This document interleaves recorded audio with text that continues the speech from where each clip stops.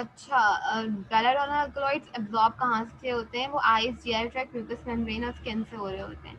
अच्छा, इनमें से क्वाटरनरी अमोनियम ड्रग्स और टर्शियरी अमाइन जो है वो जीआई ट्रैक्ट से प्राइमरली एब्जॉर्ब होते हैं, लेकिन इतने अच्छे से नहीं होते जितने बेलाडोना अल्कलॉइड्स होते हैं। ये ड्रग्स आईवी एडमिनिस्टर की जाती हैं तो एट्रोपिन जैसी ड्रग्स इमीडिएटली अपना काम दिखाना शुरू कर देती है, तभी इनको इमरजेंसी ड्रग्स में भी रखा जाता है। ठीक है, belladonna alkaloids are distributed widely throughout the body. अच्छा, ये इनकी डिस्ट्रीब्यूशन जो है, हम एडीएमई की बात करें तो डिस्ट्रीब्यूशन एब्जॉर्प्शन की हो गई, एडीएमई की डिस्ट्रीब्यूशन जो है वो थ्रू आउट द बॉडी है। ठीक है, और अल्कोलॉइड्स की जो है वो अमोनियम डेरिवेटिव्स और टर्शियरी अमाइन से ज़्यादा है। और ये अल्कोलॉइड्स जो है वो ब्लड ब्रेन बैरियर भी बहुत तेज़ी से क्रॉस करते हैं। मतलब ब्लड ब्रेन बैरियर मतलब ब्लड से सीएनएस में जाने वाला जो ब्लड ब्रेन बैरियर है उसको क्रॉस कर लेते हैं। बाकी ड्रग्स जो हैं, जो अल्कोलॉइड्स नहीं है, वो नहीं कर पाती। ठीक है, अब belladonna alkaloids have low to moderate binding with serum protein, यानी इनकी प्रोटीन से बाइंडिंग कम है और मॉडरेटली बाइंड करते हैं, बहुत स्लाइटली। अच्छा, अम, और जो है इसका मतलब ये हुआ कि जो प्रोटीन से बाइंड हो जाती है वो नहीं, जो प्रोटीन से अनबाउंड ड्रग है, मतलब moderate to high amount of drug is active and available to produce therapeutic action. ये मेटाबोलाइज होते हैं लिवर में और किडनी से एक्सक्रीट होते हैं अनचेंज फॉर्म में as unchange drug and metabolize. और मेटाबोलिज्म जो है टर्शियरी अमाइन की नहीं समझ आई, हमें अभी तक नहीं पता। और एक्सक्रीशन तो है वो किडनीज और फीसेस से ही है। ठीक है, बाकी क्वाटरनरी अमोनियम कंपाउंड्स हैं जो न्यूअर सिंथेटिक ड्रग्स हैं, बिट में कॉम्प्लिकेटेड, और इनके अंदर हाइड्रोलिसिस होती है जीआई ट्रैक्ट में और लिवर में। एक्सक्रीशन फिर फीसेस और यूरिन से है। डाइसाइक्लोमाइन मेटाबॉलिज्म वो है वो भी नहीं पता हमें, और एक्सक्रीट बहरहाल ये फीसेस और यूरिन से होता है। अच्छा, अब एक फार्माकोडायनामिक्स में हम ये पढ़ेंगे कि अब drugs can have paradoxical effect on the body. Paradoxical मतलब अनस्पेसिफाइड इफेक्ट, जरूरी नहीं है एक ही तरह का इफेक्ट दे रहा हो, और ये डिपेंड करता रहेगा, चेंज वेरिंग इफेक्ट ये होगा कि वो डोजेज कंडीशन क्या हो रही है पेशेंट की ट्रीटमेंट में, और टारगेट ऑर्गन किस टारगेट ऑर्गन में यूज हो रहा है उस हिसाब से चेंज होती रहती है। एंटीकोलिनर्जिक ड्रग्स या तो वो स्टिमुलेटिंग इफेक्ट प्रोड्यूस करती है या तो डिप्रेसिंग इफेक्ट। ये in the brain they do both, low drug levels stimulate and high drug levels depress। तो ये दो, दिमाग में तो ये दो काम करती हैं, दो काम भी कर सकती हैं। अगर लो डोजेज में ये स्टिमुलेटिंग इफेक्ट देती है, लेकिन हाई डोजेज में ये बहुत ही डिप्रेसिंग इफेक्ट दे रही होती हैं। ठीक है, डिप्रेसिंग में अच्छा, अब यहाँ पे बताया गया है कि पेशेंट का डिसऑर्डर अगर पेशेंट के जैसा हो तो वो भी इफेक्ट करता है, इम्पैक्ट करता है ड्रग के इफेक्ट पे। जैसे पार्किंसन डिजीज में ये, इसमें क्या होता है, हमारे पास डोपामिन लेवल्स लो होते हैं। अगर डोपामिन लेवल लो होते हैं तो ये इंटेंसिफाई करते हैं एसिटाइलकोलिन के स्टिमुलेटिंग एक्शन को। एसिटाइलकोलिन का स्टिमुलेटिंग एक्शन जो है उसको इंटेंसिफाई करते हैं, उसकी इंटेंसिटी बढ़ा देते हैं। ठीक है, कोलिनर्जिक ब्लॉकर्स लेकिन ये अफेक्ट डिप्रेस कर देते हैं, ये वाला जो फिनोमेना है इसको डिप्रेस करते हैं। In other disorders these same drugs stimulate the CNS. बाकी अदर डिसऑर्डर्स में यही ड्रग्स जो हैं हमारे पास स्टिमुलेट कर रही है। एंटीकोलिनर्जिक ड्रग्स जो इनके थेरेप्यूटिक एक्शन जो है ज़्यादा जीआई सिचुएशन में बहुत ज़्यादा है। देयर यूज्ड टू, ये ड्रग्स जो हैं वो स्पैस्टिक और हाइपर एक्टिव कंडीशन में बहुत ज़्यादा यूज़ होता है। अच्छा, हाइपर एक्टिव कंडीशंस को ट्रीट करने के लिए, और यूरिनरी ट्रैक्ट को भी ये इनमें इनका असर होता है क्योंकि ये रिलैक्स करते हैं मसल्स और जीआई सिक्रीशन को कम करते हैं।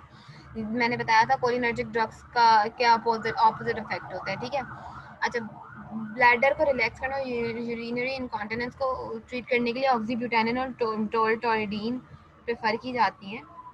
मतलब एक हाँ करके बताई गई है ये बात। Belladonna alkaloids are used with morphine to treat biliary colic pain. ठीक है, कोलिक पेन, जो हमारा कोलिक पेन है बाइल डक्ट वाला जो पेन होता है स्टोन्स की वजह से जो होता है, तो वो बेलाडोना अल्कलॉइड्स मॉर्फिन के साथ दिया जाता है। मॉर्फिन आप क्या काफ़ी स्ट्रॉन्ग दर्द से रोकने वाला ड्रग है।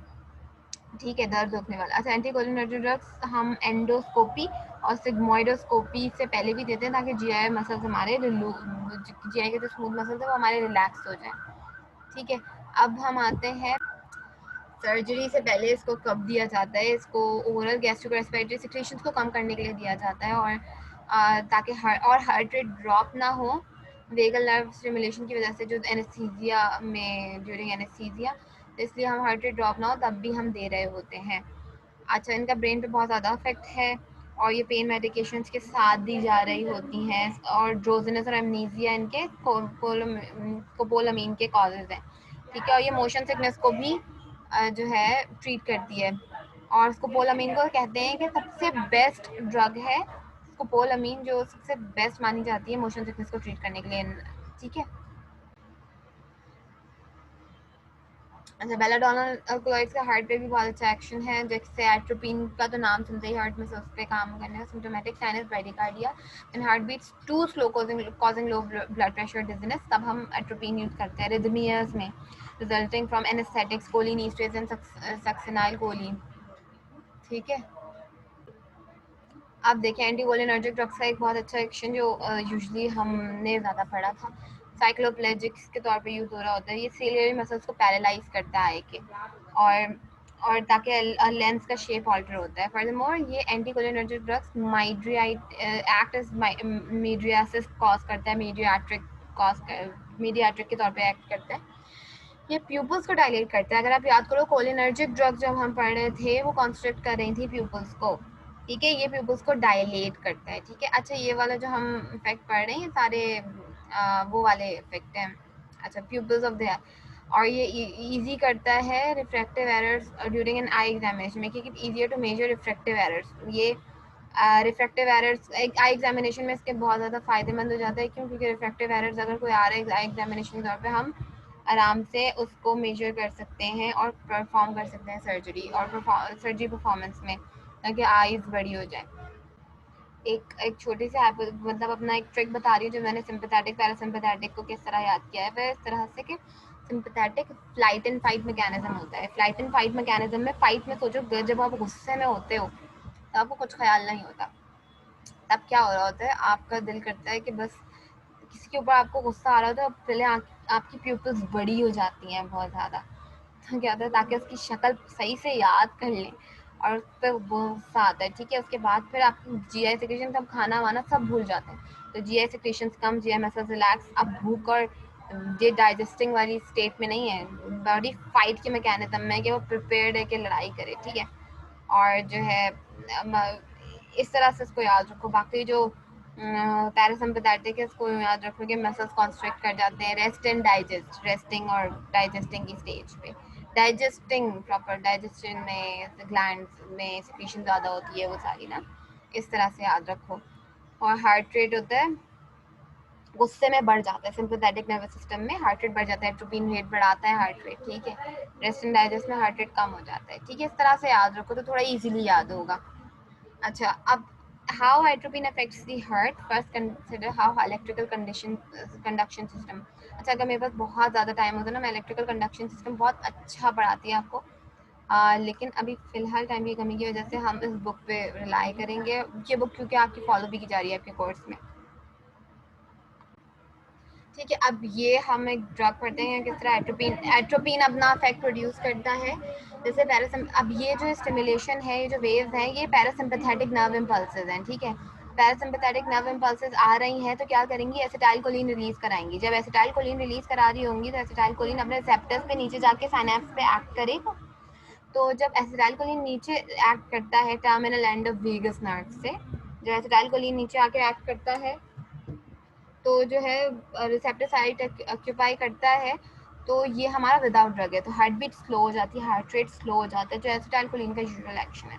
लेकिन जब एट्रोपिन आती है तो एट्रोपिन अगर हमने एडमिनिस्टर की, atropine occupy cholinergic receptor site, ये कोलिनर्जिक रिसेप्टर साइट पे एसिटाइलकोलिन को लगने नहीं देगा, ये खुद लग जाएगा। ये देखें, खुद लग गया एट्रोपिन, और कंपटीशन करेगा एसिटाइलकोलिन के साथ कि खुद लगे, और एट्रोपिन क्या करेगा, हार्ट रेट इंक्रीज कर सकता है, ठीक है।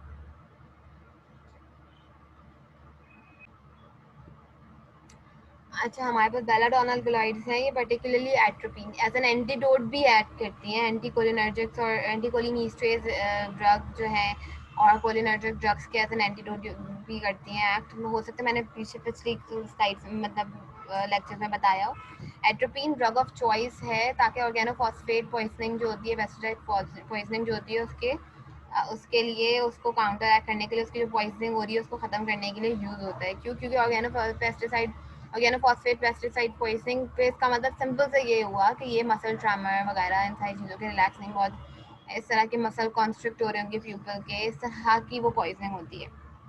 हार्ट रेट स्लो हुआ होगा तो एट्रोपिन इसको काउंटर एक्ट करता है, ठीक है। और ये न्यूरोमस्कुलर ब्लॉकिंग ड्रग्स के भी इफेक्ट्स को काउंटर एक्ट करता है और कम्पीट करता है उन सेम रिसेप्टर साइट्स पे जहाँ पे एनएमजे जो है न्यूरोमस्कुलर ब्लॉकिंग ड्रग्स जहाँ पे एक्ट करती हैं, ठीक है। ड्रग इंटरेक्शन में ये पढ़ें कि जो ड्रग एंटीकोलिनर्जिक ड्रग्स के फूड ड्रग्स का जो एसिड एलिमेंट्री केनाल का उसे कम स्लो करती हैं, तो क्या होता है कि कोई दूसरी ड्रग हो तो ये ड्रग भी उनका कांटेक्ट जो होता है वो जीआई ट्रैक्ट में बहुत प्रोलॉन्ग हो जाता है, और अगर ये होगा प्रोलॉन्ग टाइम के लिए एक जगह चीज़ रहेगी तो वो बहुत अच्छे से एब्जॉर्ब होगी, तो उसकी एब्जॉर्प्शन पावर बहुत बढ़ जाती है, बायो अवेलेबिलिटी बढ़ जाती है ब्लड में। बायो अवेलेबिलिटी मतलब ब्लड में कितनी कॉन्सेंट्रेशन में ड्रग आई कितने टाइम में, तो रिस्क ऑफ एडवर्स इफेक्ट्स भी बढ़ जाएंगे, ठीक है ना। साइड इफेक्ट्स एडवर्स इफेक्ट बहुत ज़्यादा बढ़ जाएंगे, ठीक है। अब इन ड्रग्स का जो इफेक्ट बूस्टर्स ड्रग्स जो हैं जो जो इफेक्ट बूस्ट करती हैं वो अमेंटरीन है, एंटी एमेटिक्स कह लें, एंटी वर्टिगो मेडिसिन भी इसमें और भी आती हैं। सन एंटी साइकोटिक्स हेलोपेरिडोल, फिनोथाइजीन, थायोजेंथीन्स, ये सारी ड्रग्स साइक्लोबेंजएप्रीन ड्रग, डिसोपेरामाइड और फिनेड्रीन, ट्राईसाइक्लिक टीसीएस जो है ट्राईसाइक्लिक एंटी डिप्रेसेंट या टेट्रासाइक्लिक एंटी डिप्रेसेंट, ये वो ड्रग्स हैं ज़्यादा ब्रेन से रिलेटेड। एंटीसाइकोटिक टीसीएस वगैरह ये सारी ना ब्रेन से रिलेटेड है। एंटी एमेटिक्स क्यों?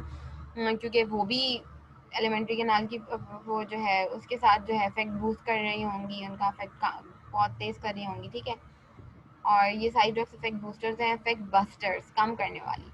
एंटी कोलिनिस्टेरॉइड ड्रग्स क्यों? क्योंकि उसके अगेंस्ट काम कर रही होती हैं, और कोलिनर्जिक एगोनिस्ट सच इज बेथनिकॉल क्योंकि वो उसके अगेंस्ट काम कर रही हैं। अब देखो यहाँ पे कि डिजॉक्सिन टॉक्सिसिटी जो है वो इंक्रीज हो जाती है अगर इस ड्रग के साथ ली जाए। क्यों? डिजॉक्सिन वैसे ही बहुत ही नैरो थेराप्यूटिक इंडेक्स ड्रग है, यानी बहुत थोड़ी सी क्वांटिटी में हल्की सी भी एक दो तरह बढ़े, एक दो ग्राम हल्के से भी बड़े नैनोग्राम टाइप बढ़े और पेशेंट के हार्ट पे अफेक्ट आना शुरू हो जाता है, बहुत जल्दी अफेक्ट आ जाता है, ठीक है। तो इस सूरत में तो डिजॉक्सिन टॉक्सिसिटी और बढ़ जाएगी और सही से एब्जॉर्ब होगी। ओपिएट लाइक एनाल्जेसिक जो होते हैं वो भी जीआई मूवमेंट को स्लो करते हैं ना, फूड ड्रग पैसेज को स्लो करते हैं, तो उससे क्या होता है कोलिनर्जिक ड्रग्स के साथ अगर हम लेंगे तो वो पूरा कम्प्लीटली स्लो हो जाएगा, तो इफेक्ट के एडवर्स इफेक्ट्स के चांसेस ज़्यादा हो जाएंगे। नाइट्रोग्लाइसरीन की टैबलेट जो होती हैं, ठीक है, अब वो जो है नाइट्रोग्लाइसरीन की टैबलेट जो है वो हमें एसीएस प्रोटोकॉल में जो देते हैं वो कोलिनर्जिक ब्लॉकर के साथ अगर दी जाए तो वो फिर उनका एब्जॉर्प्शन कम हो जाती है, ठीक। अब जो इनके एडवर्स इफेक्ट एक बार पढ़ लेना, dry mouth, increase heart rate, blood pressure, decrease sweating, reduce bronchial secretion, सब उसके ऑपोजिट इफेक्ट हैं। नर्सिंग प्रोसेस अब आपको पढ़ना होगा। असेस करो कि वो कंडीशन जिनमें ये ड्रग दी जा सकती हैं, ठीक है। Heart block, bradycardia, electrical impulses between atrium ventricle, diarrhoea, peptic ulcer disease, इनमें दी जा सकी उसे असेस करो। वो कंडीशन जिनमें ये ड्रग नहीं दी जा सकती, glaucoma, myasthenia gravis, prostatic hyperplasia, reflux oesophagitis और जीआई ऑब्स्ट्रक्टिव डिजीज, ये ड्रग्स इन कंडीशन में नहीं दी जा सकती, तो उनको असेस करना और उस टाइम पे नोटिफाई कराना है प्रिस्क्राइबर को फॉरन, ठीक है। यूरिनरी रिटेंशन जो है वो उसको चेक करते डायग्नोस करना है।